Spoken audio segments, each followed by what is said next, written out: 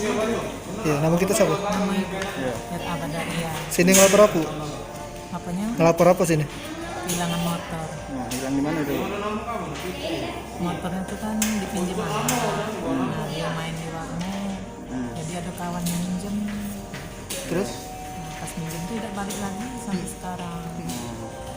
Itu yang minjem ngomong kemana dia minjem? Biasa kan dia galak minjem tuh kan, cuman sebentar. Nah, itu Sering berarti minjem dia. iya, Tiba hari tidak dibalinya. iya tidak balik lagi. Itu sudah dihubungi belum? Mamanya datang ke rumah kan. Hmm.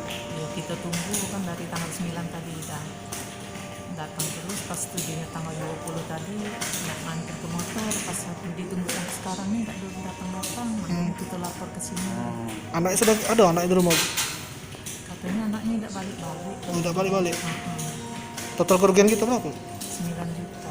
9 juta. Jangan lupa subscribe, share, komen, dan like ya.